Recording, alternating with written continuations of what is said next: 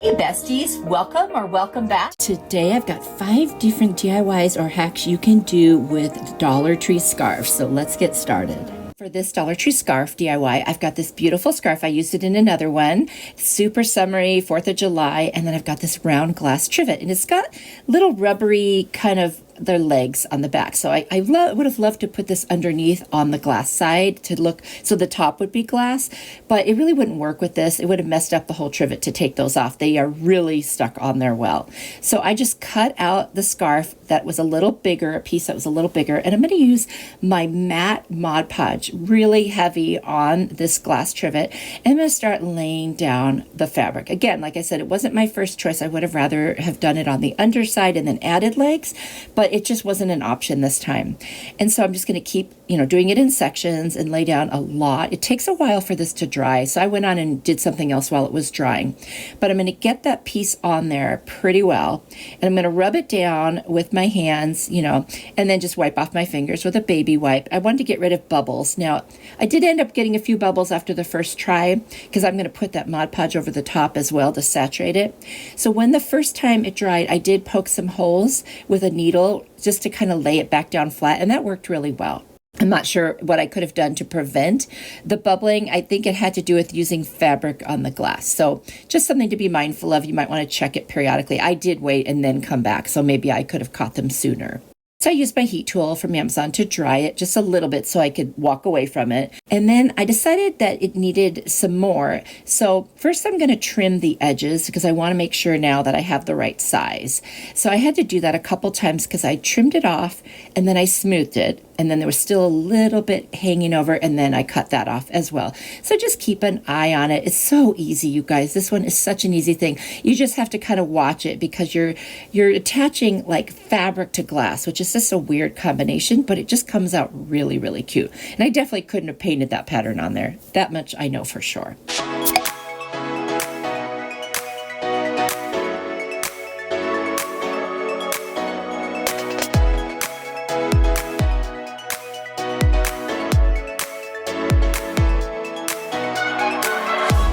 Now, once that dried, I did decide to come back and use a glossy Mod Podge for the finishing coat because I did want it to be as glossy as possible.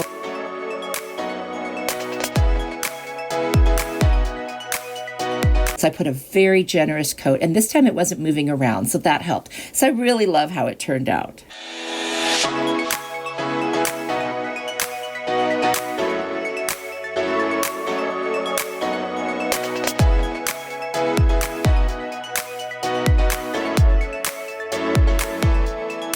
My friends, I want to invite you to come with me to a crafty cruise getaway with 4 other channels here from YouTube where you can enjoy beaches and sand and tons of crafting inspiration. This ship has so many amenities that you are going to just have a blast. Plus, you get to connect with other crafters. But here's the thing, space is very limited. So make sure you go to craftycruisegetaway.com to get all the information that you need. Everything is linked down below in the description box. For this DIY, I'm going to use 5 different scarves from the Dollar Tree, and I picked ones that were kind of spring, summer colors.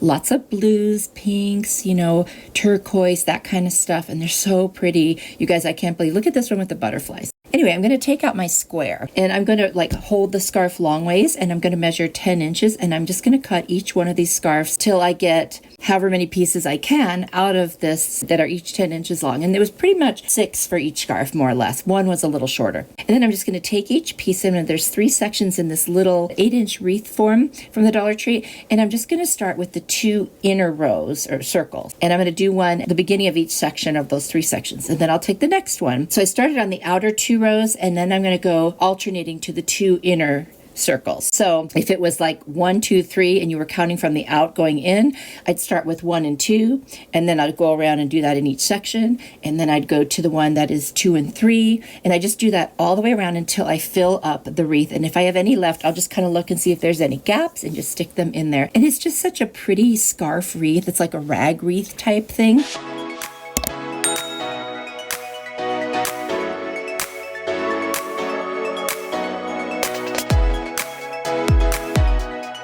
And then I'm going to fluff it. I'm going to keep doing that. And I'm not going to tie like a double knot, just a single knot, because they stay right in place. Now you could leave it just like this, but I decided first I'm going to turn it over and take a little piece of twine and just make a hanger, attach it to the wreath frame. And then I've got this round piece of wood, and you could use anything. You could use a sign that's already done, but I decided I'm going to take that blue and white nautical twine or coastal twine, and I'm just going to glue it on the back and just start rolling it around. And I didn't even need glue until the very end, but you could kind of do this in any design you want. You could start in the middle and go like spirally around. I just decided to do it around the entire thing. So yeah, I probably used too much of the twine, but I was okay with that. And so you can see what it's looking like. When I'm done, I'll cut the end and then I'll just tie it to the back side to another piece of the twine.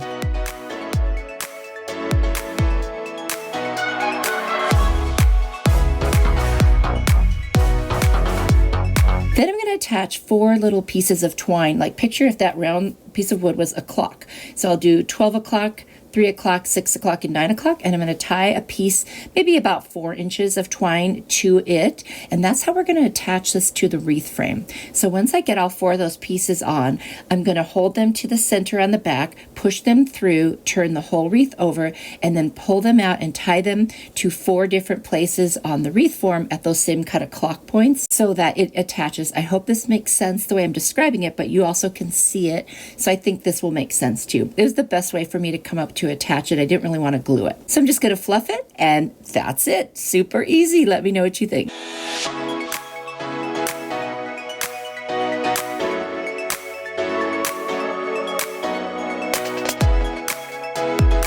Such an easy little DIY. I've got this gorgeous kind of batik pattern, I guess, scarf from the Dollar Tree. And then I've got a purse that was gifted to me by my stepdaughter. Beautiful Coach purse, which I would never buy for myself, but I do love it. So anyway, I thought it's like a navy blue. You can hardly tell it looks black on this picture, but it's really navy blue. So for summer, I thought if I took this scarf and I would go straighten it all out, long ways, and then I would go to the very center of it, and I take that center part of it. So right now I'm just figuring out where the center is. And once I've got the center, then I'm going to start up at the top of one of the handles. So I'm going to bring it up to the center of the handle, and I'm going to start wrapping the scarf all the way around on one side down to where it meets the purse.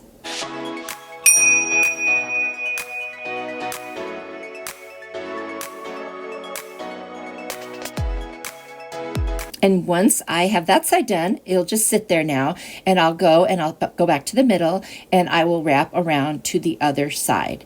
You just want to hold it taut while you're doing this so that it doesn't get too loose. The idea here is you're making like a decorative handle, and I wish this scarf was just a teeny bit longer because it would have made a cuter bow, but you got to work with what you have. So that's just a note to self. Maybe if I could have attached 2 of these scarves to each other, I would have really ended up with something cute. But I love it. I do love how this, dressed up this otherwise just basic color purse. So I'm going to now tie. It was longer on one side, so I decided to pull the bow over to the side and just make a simple shoelace bow. And then I'll fluff it like crazy because it did come out rather small, but it also won't get in the way, which is nice. And when I set the purse down, it won't hit the ground, the bow won't, so that's nice. So I'm just going to fluff it a little bit in several times because, it takes a little bit, and twist it around to get it to lay just the way I want. But think about this. You could do this literally for any time of year, different colors to match your outfit if you were into doing matching things with your bag. I don't have a lot of purses. I'm just not someone who's into that. So this would be a nice way for me to make a purse kind of match with something. So I thought I would share it because I thought it was a really cute idea. Let me know what you think. And honestly, it could not be easier.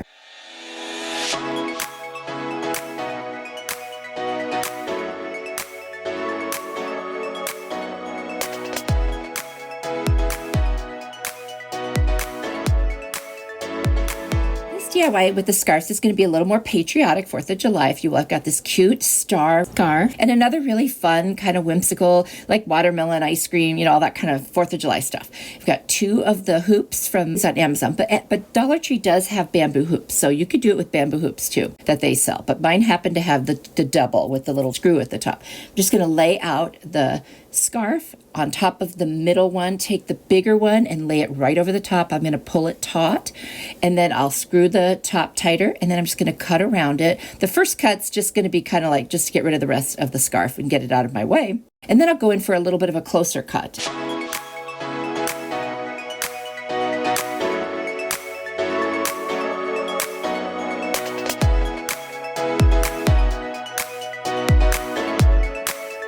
Then I'm going to take my Beacon Fabric Tack glue, and I'm just going to, on the back side of this, put the glue on the inside of the wood hoop, and then I'm going to just roll it over with my finger all the way around, and it sticks perfectly because you know scarves are so thin, and Beacon Fabric Tack glue works amazing. I usually get mine on Amazon, and you know all of my favorite Amazon supplies are in my Amazon store, which is always down in the description box below if you need anything. Now for the second one, I'm going to use that other fabric again, lay it over that middle hoop, and then take the larger hoop and push it right over the top and tighten it. I'm going to do the exact same thing. Trim it down, pull it taut, and then I will trim it again because I needed some to be able to pull it taut. That's why I don't trim it all the way down the first time around, because you're thinking, why are you cutting it twice? Well, it just makes it easier to work with. See how little it's sticking through? So now I'm going to glue that, and that's the end of that one.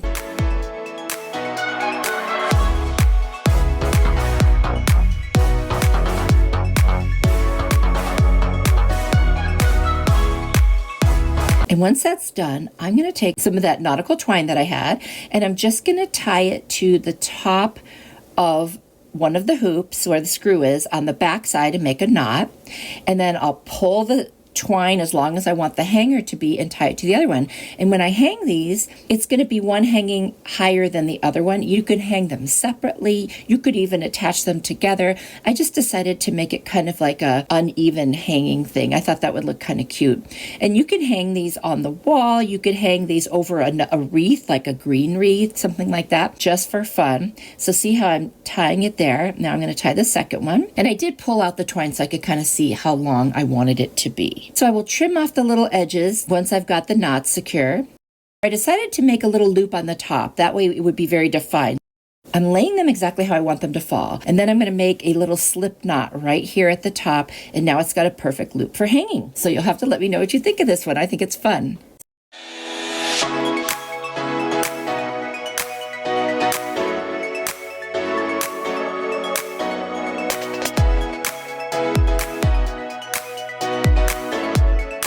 Is a bonus DIY. So I've got this hat from the Dollar Tree, and they come with these scarves kind of like glued on them. So I'm just going to pull it off. I didn't get to actually film it. I just took pictures. So I pulled it off. It came off pretty easy. I didn't have to use any tools or anything. It just kind of ripped off, and it did not destroy the hat at all. So now we have this basic white straw hat, and I've got a piece of the star scarf that I already used, and I'm going to pull the rest of it and make it a nice rectangle and put it over the top where your head goes. Then I'm going to wrap it around and bring the two pieces forward so it's like the center of that scarf is on the hat. Then I'm just going to tie, not a double knot, but a single knot across, and literally I'm going to turn it into a bow now, just a basic bow. I'm going to fluff it, and it is the cutest hat. So you could change your hat anytime you want. Isn't this pretty? I thought it was so cute, and it just took less than a minute.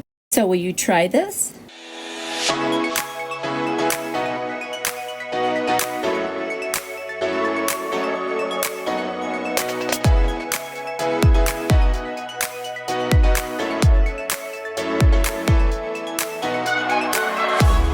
Thank you so much for watching. You are truly a blessing to me. If you enjoyed this video and want to hang out with me a little bit longer, I've got another one on the screen that I think you'll really like. So go ahead and click that. And if you do, I'll see you there. And don't forget to check out the Crafty Cruise Getaway down in my description box. The link is there to our website where you will get all of the information. Spaces are filling, so go ahead and do it. I would love to meet you there. Have a great day. Bye.